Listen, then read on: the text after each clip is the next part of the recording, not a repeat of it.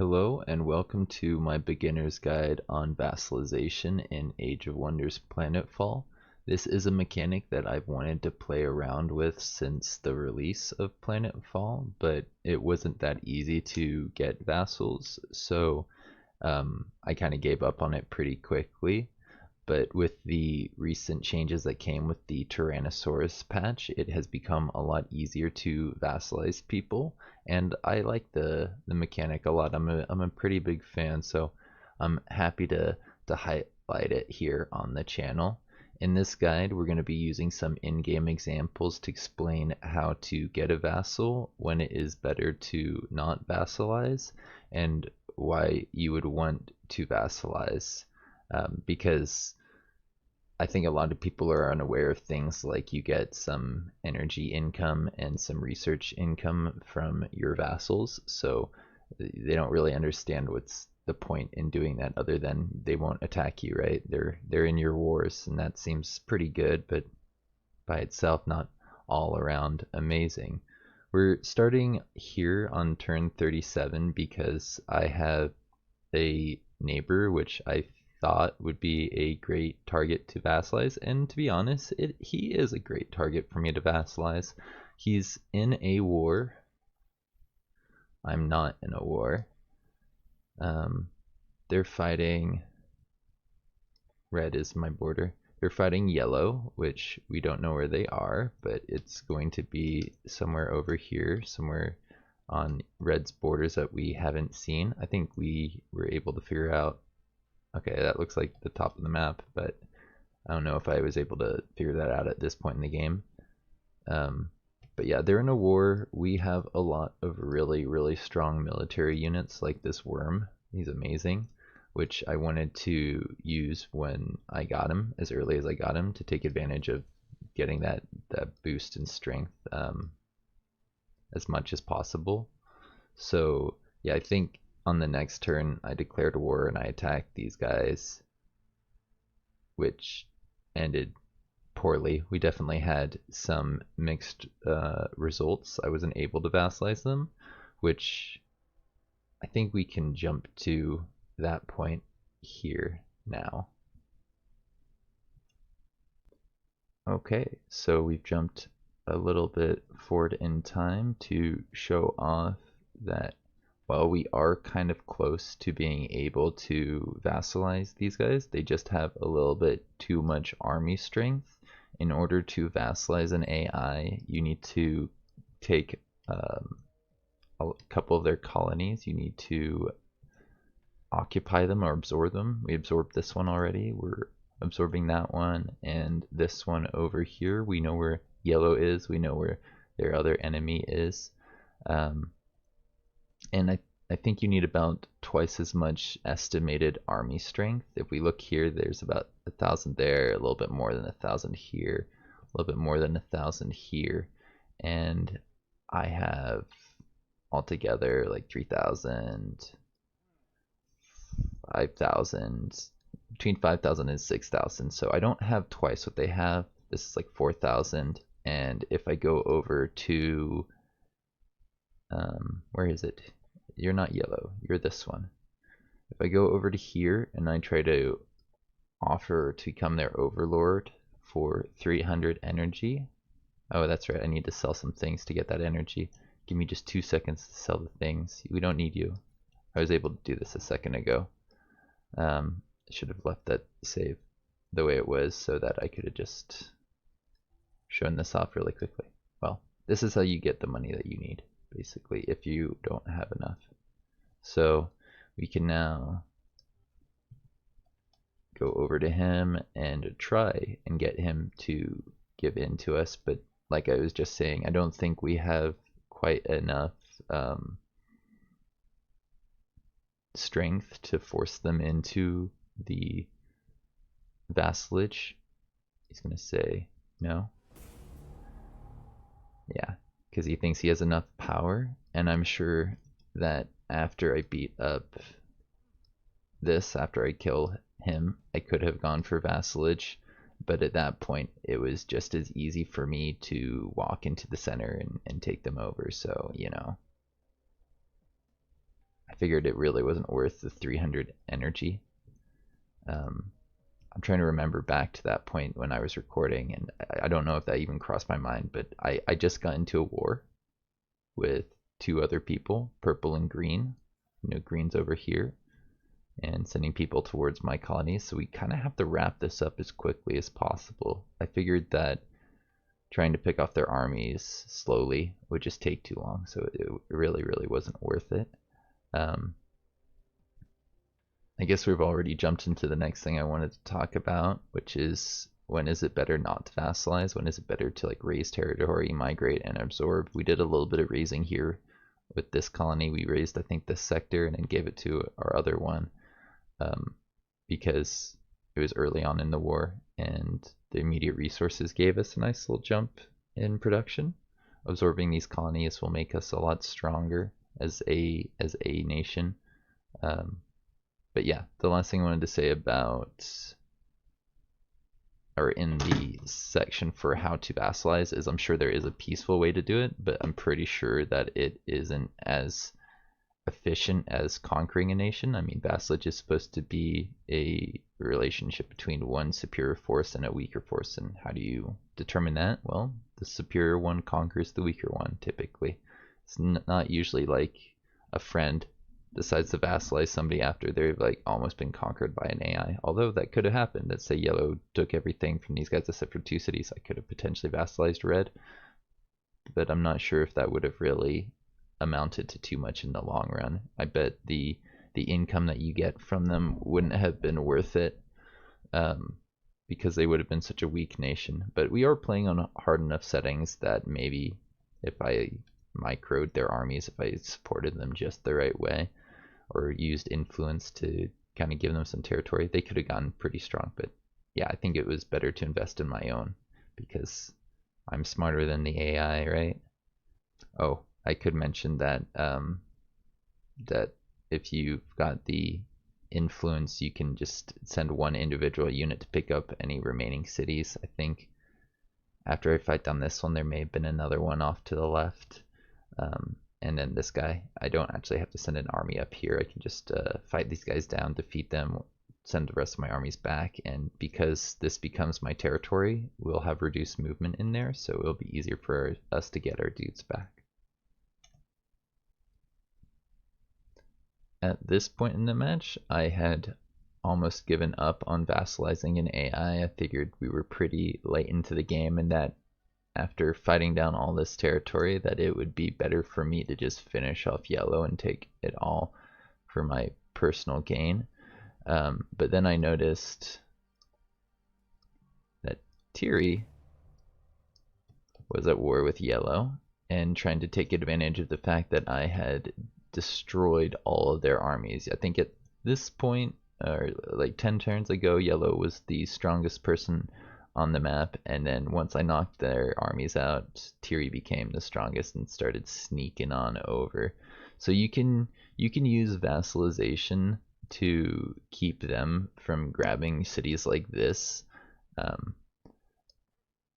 and to get a lot of nice things on top of that. So if I go in here and I try to make them my vassal, I balance this, give them 300 energy, they're down for it. They say, yeah, this sounds great. And I was like, well then, if we're friends now, I get all the cities that I'd occupied. Yay, that's really good. And I can move my armies down here to help you out. And I want to help you out, so we're going to do that because I have a really good operation for fighting the Kirko and the Amazon, which they are. We have, what is it? Yeah, area of emptiness, which makes it so that people are catatonic for 1 turn if they are non-mindless. They don't even have to be biological. As long as they're non-mindless, we can make them catatonic for 1 turn, and we have enough points to cast that twice in a battle. So our initial strike is very strong. We have some very nice units like that worm, and we got this guy in a Phoenix tank, so yeah, I'm not too worried about that. I'll just end this turn really quickly to show off that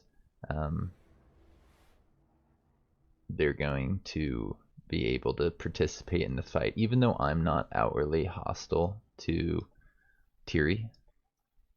They're only hostile with yellow right now, and they're going to stay hostile with yellow for I think the remainder of the game.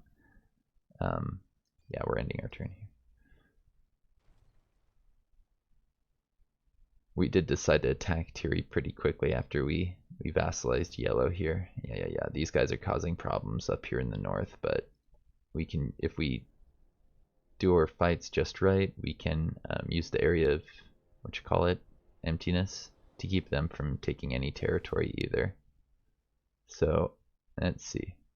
If I remember correctly, yeah, yellow moved some units in here, so these guys are gonna attack like one of my stacks and some other guys. I think when I did auto combat, I only lost one unit, but I decided to fight it firsthand and keep my guys alive because my guys are amazing. Yellow guys are kind of like meh. They're pretty close to dead at this point. We took mercy on them. Look, we didn't even lose one in auto combat this time. Good job, AI. We will help defend yellow, keep them alive. So yeah, I think it's a pretty efficient way to wage wars against larger nations. Maybe vassalization isn't so great against smaller nations earlier on when you have less income, but look how much money I'm making right here. I'm making 630 a turn, 300's nothing. Right now we're getting 48 energy a turn from our guy, our vassal, but mostly that is coming from the fact that we destroyed all their armies and now they have no upkeep. It's 10% of their energy income. I believe if I go in here we can see it. No, not that one, this one. I get additional 10% energy and 10% research per turn based on the income of my vassal. So 10% of their energy, or 10% of their energy, is going to get added to my values. We jump in here, see that I'm getting 41 research, which is pretty meager compared to what we're getting from this place right here. We're getting a lot of research from this city, a lot of research, and we have a pretty wide empire, so we're creating a lot of research across everything. This guy still has a tier 5 thing here, and a couple other energy things which are contributing to my economy. So that's one of the benefits of getting a vassal. I think I mentioned it earlier, but it is worth highlighting that all the territory that I had started absorbing is now mine, and I can, if I needed to defend it from Tiri, I could defend it using colony militias. Of course, I'd have to go in here and potentially buy these things, but you know, whatever. That's not that bad. We're playing as Devar. Rushing things is pretty easy for us. This strategy here can keep you from going over the number of sectors you need to win. I think if we take in all of yellow's territories, there's what, 1, 2, 3, 4, 5, 6, and another 1, 2 here. 1, 2, 3, 4, 5, 6. Let's say they all have 3. That's 18 more territories. 18 wouldn't have taken us over this, would it? Wait, math. But I think it would have just taken us over. Am I bad at math? 58 plus, yeah. No, it would have taken us over the domination victory, which it would have put us in the final stages of the game. This guy is on our border up to the north. I don't think that would have been a very smart move because people would have been able to run into the center of my empire while my guys tried to pick off Tiri's forces over here. So delaying the end game, the final stages of the game, was probably the smart move. I could have probably finished this around, turn 80, but we drew it out to, I think, 84 or 94 or 95, turn 94 or 95, which is fine. There have been some changes with the economy so that the late game is drawn out a little bit longer. You don't get that explosion of resources around turn 70 that you used to. So drawing out the game, I think, was a big benefit for us. It allowed us to kind of walk through Tiri's nation and decimate their economy, and green was never really a threat. They kind of always bounced around my settlements up here. The fact that we grabbed this teleporter and they always were pathing to it was a big benefit to us because we could see them from like really far away, and build units here and here. Lots and lots of barons. I love barons, and Malactors are pretty cool too. That's a nice unit right there. Being able to spread the damage around is very, very powerful. So yeah, basically we ended this war 5 turns early for 300 energy. We're making 44 or 48 a turn. Let's just round it up to 50. That's going to take us 6 turns to get that energy back. That basically doesn't cost us any energy because of that income that we're getting a little bit earlier. And then also on top of that, we get all the income from these cities. So in a way, I think it's immediately more useful for slightly less resources in the long game, but you don't really need all of that. It's kind of better to have them building up their own armies and sending them over, which they will do. They will build up their own forces and send them out into enemy territory. They won't do that for a very, very long time here because they don't really have any armies to send out. But I did notice that I didn't need to spend influence telling them that I would like to coordinate a war effort.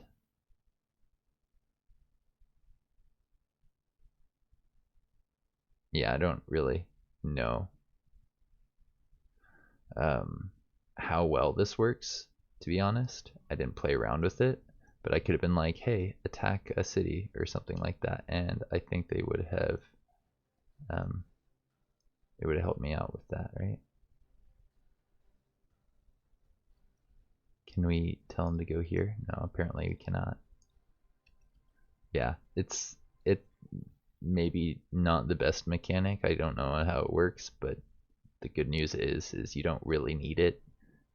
You just need to be like aware of where they're placing their armies and standing next to them. As an ally, you'll get to participate in any fights that they're adjacent for, both in your wars and their wars. And I did have them declare war on purple in the last like 5 turns of the game, so they do declare war on people. I think once they decided that they were slightly stronger than purple, they decided let's go to war with them, maybe for their own benefit, maybe for my own. Like right now, they still hate me, but I think once we jump ahead in time, you'll see that a lot of these have gone away, including I think the dislike, which I never bought away from them, and I'm kind of confused about. I'm not really sure where that all went. It could have been that just gets disabled once you're a vassal for more than a certain number of turns. Kind of makes sense. You're working together. So yeah, if my armies get wiped out, we got a little bit of a safety net. We got these guys over here who can help us out. They are on a higher difficulty, so they should be able to build their stuff up relatively quickly, at least on par with the other AIs that are out there. Let's see, what else did I want to say? They will, yeah, make it slightly easier to micromanage your wars. I'm sure other vassals would have been a lot more helpful for that. Alright, we're on turn 82 now, and yellow has finally built up enough forces to send out into the enemy territory.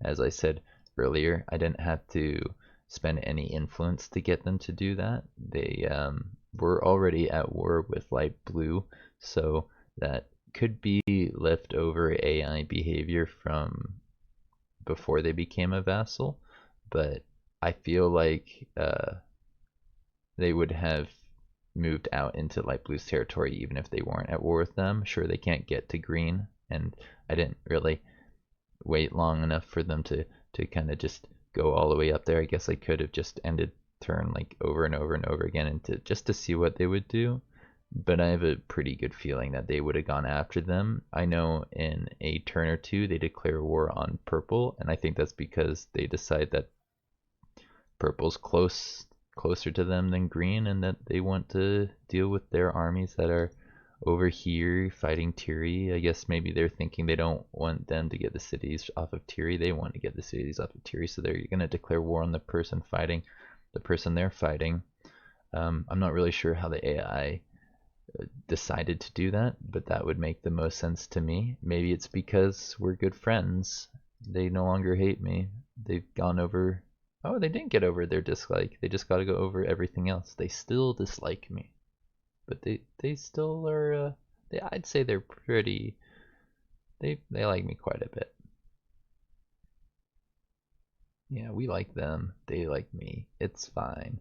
And yeah, I guess that could have led to them trying to help me out in a war that I was already in. But who knows? All I know is that you don't have to spend influence on it to get them to do cool, useful things. And like I was saying earlier, I could just maybe even bring a guy over to help them out. I know there's a teleporter in here that I have guys next to. A part of me, I remember when I saw them doing that, I was like, oh, maybe I'll go help. Do they need help? And then it's like, no, they don't need help. That's an easy fight. But I'm sure in certain situations, having a giant stack of what, 2,000, 3,000, 4,000, 5,000 extra fighting power would have been helpful if, say, purple was actually in a better position to fight us. Gathering around those guys and moving as one, I think could have been an efficient strategy. Or say if I was playing against a human player, using the AI like that could have been a fun way to counter different strategies. Now, the last thing I wanted to show off was the research income that we're getting. It's the same pretty much as what we were getting 40 turns ago. They never really increased their research gain, which is pretty pathetic. But also, we've basically unlocked everything we want in this tree. We're going to be getting that just for the operational defense and offense. I've gone through everything I want in here, and I think I'd even started working on some of the Amazon stuff because I like their abilities, their regeneration, their mods. They're all pretty cool. The energy has been reduced to 29 energy income from my vassal because they have these armies running around. But that's still okay. It's still something, and it's definitely worth having this support versus taking over everything. I mean, we'd be swimming in energy if we'd taken over all this territory. We'd probably have too much energy, maybe a little bit more research, and I don't know, maybe I would have won the game a bit longer, but it would have required more thought. I think even though this game went on to turn 94, I spent less real life time on it because I was able to let the AI do some of like the annoying micro at the end, or at least allowing them to cover my flanks. Like, we can't have people sneaking around on the southern border if they've got armies down there. So yeah, I think that's everything I wanted to say today on vassalization. If you enjoyed this video, don't forget to leave a like, to subscribe, to share the video on social media. All those kinds of things really do help the channel grow. If you got suggestions for other things you'd like me to cover in future beginners guides, I'd be happy to cover some audience suggestions. And I'm trying to think, is there anything else I want to say here? Pretty sure that's it. Oh, keep an eye out for more of these videos. I like to do one a week on Tuesdays at 9 a.m. Pacific Standard Time. So yeah, hopefully I'll see you then. Have a good one.